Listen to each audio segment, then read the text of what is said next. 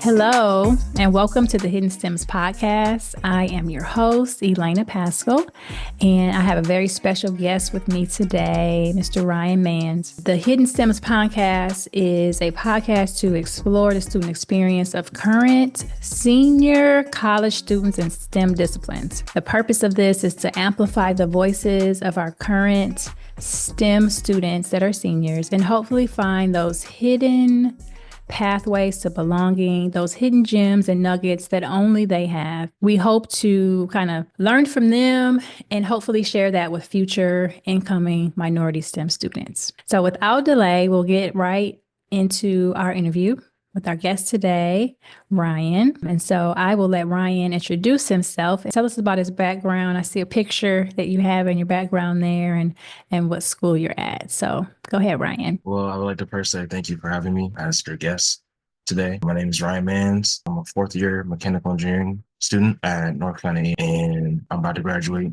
in the spring, in May, and have chosen to focus on project management, and we'll be starting a job up in DC later on in June. And I've lived in Charlotte for the past 10 years. I originally grew up just outside of Atlanta in the Johns Creek area.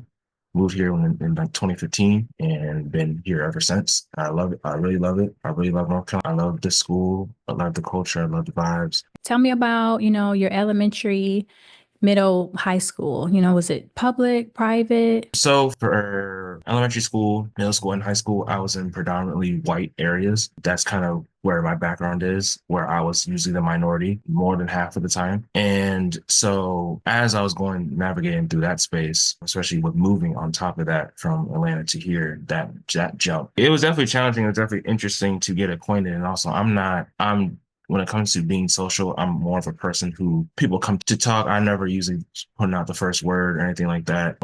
I grew up pretty shy. I still kind of am a little bit. Okay. But I would say that definitely changed once I got here. Okay. But in terms of but with that environment, that's kind of how I still didn't let it change the fact of me pursuing, higher education and the stuff that I was interested in. And I just had to do it within the basis of that state I was in. And so with that, I got exposed. I still wasn't very much exposed to engineering and things of that nature because I grew up I still am a very big nerd, basically. And so I've always thought technology was super cool, and then seeing it on shows and all that kind of, and like a big part of it is also growing up with Legos as well. Legos. Yeah. Just building things and being fascinated with technology, and then also seeing how that technology helps improve lives, like on a large and small scale as well. When did you realize that technology can help change lives? I would say definitely, I'll probably say in elementary school. Okay. Is when I first saw it, when just learning about history, and because I actually really love history. That's one thing about me. And so I think we were talking about like the telephone, for example, and how revolutionary that is and how that's where it started, like how much people use phones now and how much it does for just linking the entire world in terms of communication. Absolutely. The fact that started out as an idea and an invention and is a piece of technology that now is used to help so many people. Yeah. And has now only been built upon. And you can say that for so many different things. And I just thought I remember being really fascinated with that as a kid. Yeah. And so with that, I kind of already had it in me. And then once I got to middle school, my stepsister, she's a part of NSBE, which for those who don't know, it's the National Society of Black Engineers. Yes. And so she allowed me to come up to the national conference that was being held in Boston that year. And my stepdad also brought me along. Mm-hmm. So during that time, and also for background, my sister, she graduated from NC State in mechanical engineering as well. So she was exposing me to basically all the disciplines. She tried not to be biased in terms of getting me to join her department. Of course, she really wanted me to. And so she exposed me to the different disciplines. I was really interested in civil at first because I thought it was really cool in terms of the whole building bridges and buildings and that kind of thing. Really impressed by that at the time. But then I realized I was told and explained that mechanical is really well-rounded when it comes to different professions. And since I wasn't exactly keen on what I wanted to do yet, with engineering because I did want to be an inventor a little bit, but then I was like, it's a little more difficult than I thought. So I go, okay, Hmm. maybe I can just use a degree to do something. I want to use a degree to help people, whatever it is, whether it's working on some cool technology, whether it's working for in medical, whether it's working in manufacturing, whatever it is. I just want to build some things to help people. That's basically that's what I had in my Hmm. mind. And so I chose to go with mechanical. And over time, I started being exposed to the different disciplines within that, with manufacturing, with HVAC, Yeah. medical devices, different automotive. And I realized that's kind of where I'm at now. And then as I did more internships and stuff like that, that's when I started to kind of form where exactly I wanted to go with Hmm. my degree. So when you were in school, like in high school, did you do any summer experiences? So you mentioned going to the NSBE conference. Did you do like any camps? Yes. Like Saturday, there's some like in Detroit, it's called DAPSEP, the Detroit Area Pre-College Engineering Program, and they have Saturday sessions. Did you do anything like that, like in high school that I associated? did. My senior, I did do a little bit. I was a little bit a part of the robotics club. So I did that Okay. a little bit. Yeah. And then also in 2019, I did a summer program at Georgia Tech.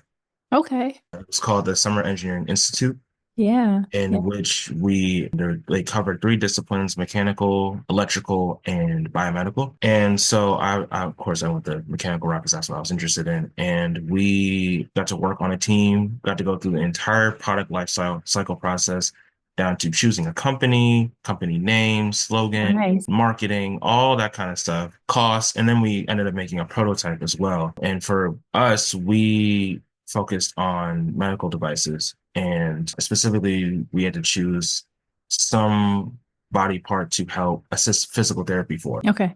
And so my group, it was four of us, we chose to focus on leg injuries. And so we created basically a device that's kind of based off of a cycling machine where they could move it anywhere. It's portable and they could basically do their exercises anywhere in the house, Nice. and they can do their leg physical therapy stuff, whether they're sitting watching TV, whether they're cooking or sitting down cutting something or something like that, and made it real access and tried to make it as accessible as well. That's awesome. So you did that in high school. Yes, and then we ended up presenting it to a group of judges Mhm. at the end of the which was 6 weeks. Cool. Well, And yeah. then through that process also further inspired me to stick with engineering. And that was the first time I really was like, wow, I could really do this. Like I could really build something and Yeah. be beneficial. And just going through all the research and looking at the stats and all that entire process was just super cool to me. And the project process is really what stood out to me. Just having an idea, brainstorming, testing different things, bouncing it off of other people, coming up with costs, looking at Mhm. stats and making charts and decision matrices and all that kind of stuff. That entire process was just super fascinating to me, and I had a great time with it. Yeah. Yeah. Definitely inspired me to stick with engineering once I got to school. So now we're going to kind of jump into at North Carolina A&T. Coming from, so you said you went to like a smaller private school to North Carolina A&T. Was it, how did it feel there when when you got there, your classroom setting? So I was definitely from going from my high school, where I went to high school, I went because I went to high school here. Going from high school to here, it was basically around the same size. On average, it was probably the size of a high school classroom. On the Okay. high end, I would say maybe set at 70 was the most I've ever had for like a regular class that's not like, encompassing of all the department or something like that. And it's definitely kind of dwindled down as I've gotten closer. Like one of my classes now has 8 people, for example. Okay. But typically it's like 50 to 60 people. And honestly, I love that.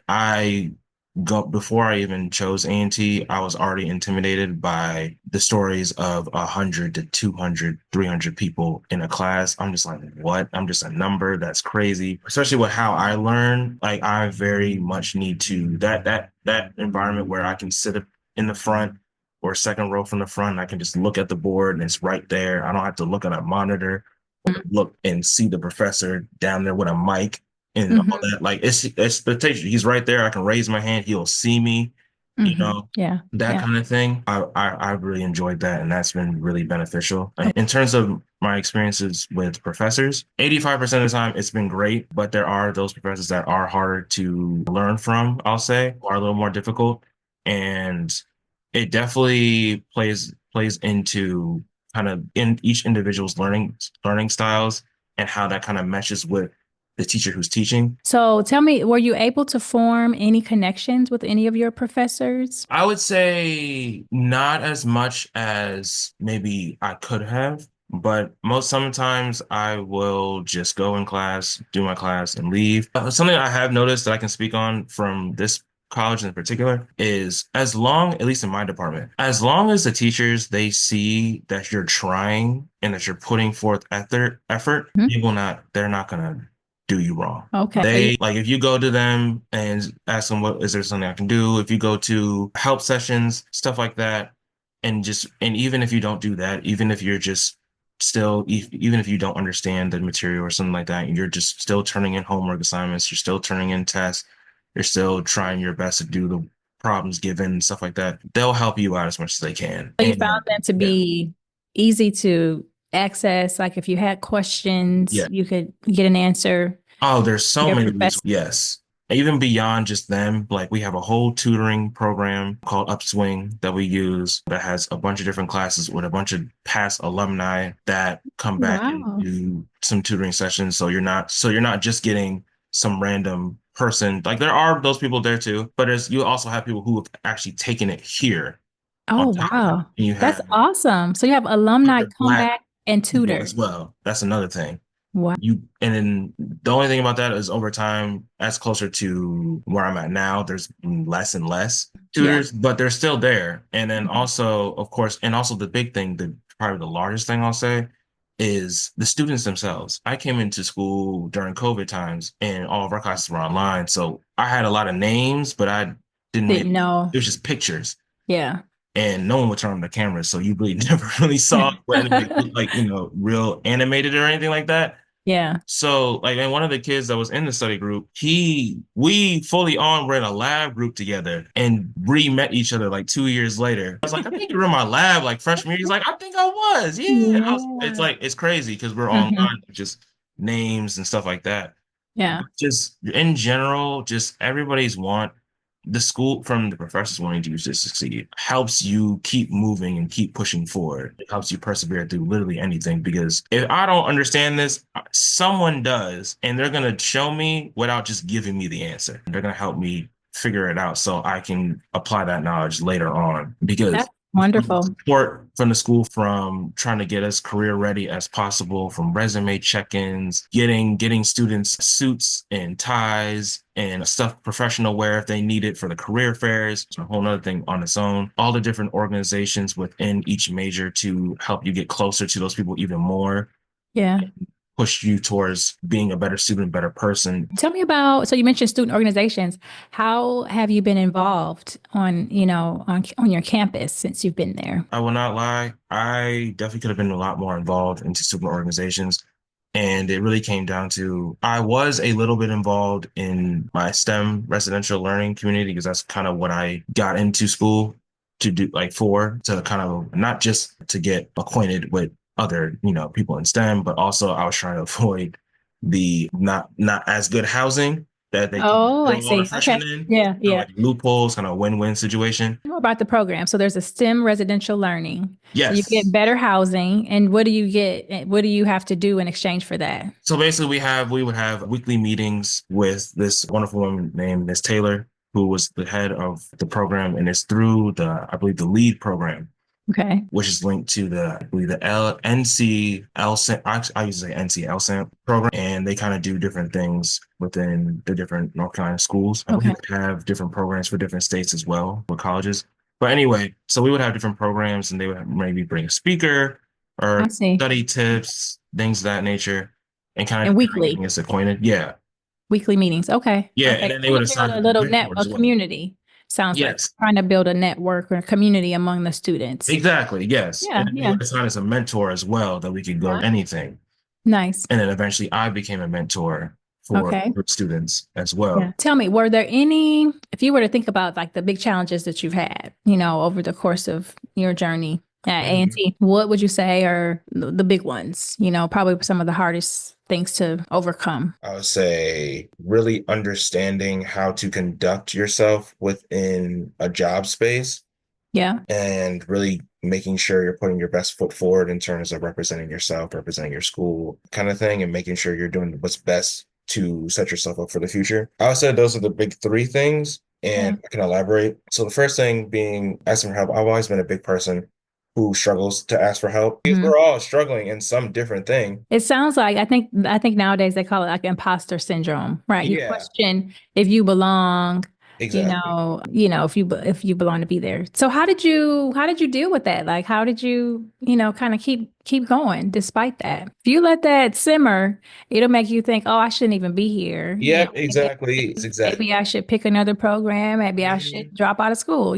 So it could have went, but you didn't do that. No, How did you figure out how to navigate that, that you really do belong there? Because what we're talking, I feel like what we're hinting at is your sense of belonging, that you belong there and you are able to meet those academic challenges. So what did you do to kind of navigate that? mainly, I would say I kind of just had to really, I don't, for lack of a better term, seeing others that are also struggling was the key to it. Recognizing that like sometimes the stuff is confusing just because you don't get it then doesn't mean you're never going to get it and doesn't mean you're lesser than just because you didn't get it immediately. There's some stuff that I recognize that I can get really and I'm really well quick with, and it just happens to not be math and science, and it never has. And like I Mhm. had to remember that, like Ryan, math and science has never came easy to you. And this is why this is definitely more of a challenge. Some of these kids, they love math, they are fascinated by science and all this kind of stuff.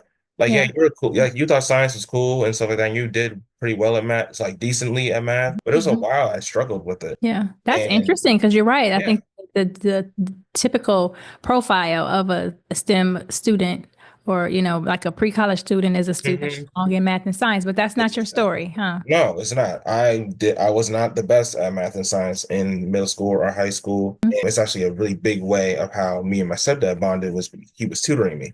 Okay. And so I've always been a bigger history. I was really good at Hmm. English, grammar, that kind Hmm. of thing. That's where anybody who needed help with history, papers, anything like that, that was I could do that stuff. When I Okay. did math and science, I kind of struggled with that a little bit. So once I came here and I started struggling with math and science, I'm just like, oh my God, what am I doing? What like why is this so hard? Da, da, da. But then I just thought to myself, I'm like, wait a minute, Ryan, you have always struggled with math and science. All you need to do is just talk to some people, talk to some other students. And I found that the best because the professors, they would explain it a certain way and explain it from a perspective of someone who's worked in the industry and who is writing the notes and the tests and stuff like that. And that's one perspective, but it's another for the students who are also doing the same homework and are doing the same Yeah. tests and are doing all that kind of stuff. I Yeah. found that to be the best. And then you find out they're struggling on something that you understood and then you help them. And it's like, oh, and you You work realize together. yeah, like that camaraderie, like of, oh, we're all struggling, but we're gonna make it is like really real. Definitely inspired me to keep going and to not give up at all. I love that. That's Yeah. like the best story of persevering right there, especially when math and science is not your strong, that's just not your strong suit, but it's persevering anyways. So you're making me think about, so in my previous podcast episode, I interviewed Gabrielle, a student at University of Michigan. One of the things that I'd say one of her hidden stems, if we will, was that she found teaching to be really helpful. And so she said that, because when you teach something, like that's how Understand. you really understand it. Like it's a really helpful tool to help you learn something is by teaching it. And so she was saying that so she's kind of in the medicine path. So she picked like a biology class. And so she stuck with that same class. And she found that just that one class though is super foundational. And so a lot of those topics that she covered in that one class really helped her as she like progressed through, like continued through on her studies. And so I think it's the same point that you're making. So maybe it wasn't maybe you didn't have a formal like a teaching session, Yeah. but just still teaching your friends and explaining to them, I think is the same principle, right? Like that's kind of Yeah. helps you learn too, Exactly. as well. So that's a good solid nugget, I think, for future or like for incoming students, like is that exchange of being able to teach, almost just like play back what you think you know, what you think you Exactly. Yeah, because that's a big thing I do when I try to make sure to understand something. I repeat it back. It's something that my parents instilled into me with anything. They're Mhm. like teaching me how to do. You mentioned the program, the mentoring program, Mhm. that you had on campus. Kind of just thinking about, if it was another incoming student, what are some things that you would share with them that really helped you? I would say two different things. They kind of somewhat align with each other, but one of them being internships. Okay. And I Yeah. say it like that, and it's interesting saying that because doing the work and stuff like that gets you to the internships, but it also helps backwards as well. Hmm. I think it's like a loop. Yeah. Because the internships, I feel like they further inspire you to keep going because Yeah. once you do your first internship, you realize you kind of get a taste of what life is outside of just school. And like you have a 9 to 5, you're Yeah. working, you're commuting, you're talking with coworkers, getting assignments, stuff like that. And just living that kind of life is inspiring and like it really gives you a taste of what that's going to feel like and the freedom that comes with it and of just living life and just working, having like a work life, like learning work-life balance, learning the corporate space, how to make connections, like all that kind of all those little skills that are Yeah. really going to help you long term. It inspires you to just lock in and just get through the school. Because once I get through school, I can have all this. I can do this. You're making money. Yeah. You're living. Right. And I found for me, once I got back to school, it definitely inspired me to go like, all right, cool. I This can do this this. is what it could be waiting for me when I'm done. And Mm. just Tell me more. being acquainted with your friends, going on different adventures and just stuff like that really helps you doing whatever, like it helps you not only eases your mind and allows you to have a reset, allows you to focus. And like, because if you're just bang your head against a textbook or whatever Yeah. day in and You can day get out, burnt out. you get burnt out. And it's something Yeah. that me and my parents kind of disagreed with because I went into college with the advice of you need to study at least 4 hours a day, every single day, and that's how you succeed. And like I tried that and it just didn't work for me at all. I found it really difficult. And for me, what ended up working was more of just, getting what I need to do, get done, getting it done early if I can. And if I have some time to do some more work, I'm gonna do some more work. Of course, there's deadlines and stuff like that, and that's Yeah. plays into that too. But Mhm. just giving yourself time to really live life as well, like Yeah. whether it be exploring some hobbies, going out with your friends, going on trips and stuff like that, that's like not too crazy. Like for example, I'm going to a music festival in 2 weeks, like Okay. that kind of thing. Yeah. Like, because I'm someone who's like really into music and stuff like that. So I kind of do things that are related to that with Hmm. concerts and listening parties and do that kind of stuff. Like Hmm. just finding your hobbies and really like being in tune with those definitely helps you a lot get through the hard stuff. Yeah. So when it's time to do the work, you're like, okay, if I get this stuff done, I'll have more time to do this thing. Yeah. Because you really That's feel like really good. just existing really is inspiring when it comes to doing difficult things. Because if you're just doing the difficult things all the time, that's Hmm. all you know, you're gonna go insane. Yeah. You just are. Yeah. Yeah. For sure get burnt out. Yeah. Oh, that's awesome because and I heard the very same thing from my other podcast guest. So also as, a senior in STEM, and she said the same thing. She said you'll get burnout, and she mentioned exactly what you're describing, how important it is to have other things, and just not being on either end, right? Study all the time and party all the time, but you got to, in the middle, and how important and how helpful that's really been. For her, she described it as exactly the same thing, trying to do her assignments early so she could have, a little break. So that's good. You guys are so smart. I just hope that this next generation continues in your footsteps. Well, thank you for all those hidden gems and nuggets. Good job on persevering, getting through school and all that. So, okay, last question to start. We'll close with the hot topic and I'll let you pick which one you want to attack. So, we've got a lot going on in the higher ed space these days. There's the current dismantle of DE&I that's happening across the states. There's a student at Columbia, that pro-Palestinian student that was protesting, that was arrested. And the third is in June of last year, the Supreme Court overruled the existing affirmative action policy and admissions. And so now that's been deemed unconstitutional. Yes. So all varying and a little different, but kind of hot topics these days. So I'll let you pick one and then just give me your opinion on it. Like, Okay. just, what you think about it. I like to cover the affirmative action because I've actually had conversations with different people about that ever since high school, even before I was even in college. And so I've definitely formed an opinion as Okay. being a Black student as well. Although I had the luxury of going to an HBCU where I didn't really have to worry about being accepted just because I was who I was and stuff like that. Yeah. Yeah. I found it very beneficial. I found the program very beneficial to students like me who wanted to pursue higher education at institutions such as like Chapel Hill or You're a supporter of affirmative action. I'm a supporter of affirmative action because, as like I said, history, I look at history all the time. Seeing how, in terms of education for us, and how back then it was genuinely a privilege for us to have an education. We couldn't, there was a step time in which we were not even allowed to read and write, and how far we've come from that. And it was because of things in action such as affirmative action, allowing us to be seen in those spaces where it was mostly white and anti-minority for us to get an education, because if we were educated, that was a problem to a lot of people. And over time, we've only progressed to getting, like, now we have Black people with PhDs and doctorates and stuff like that through education, professors, you name it.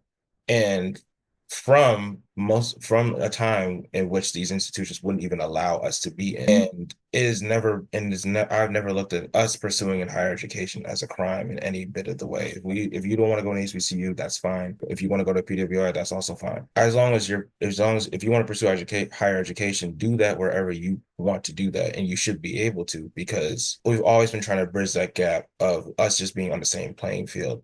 And for some reason, affirmative action has been looked at as a way of giving us an advantage, when in reality, it's not an advantage. It's literally just taking us and giving us a stepping stool to get onto the same level as where most white students have been for generations.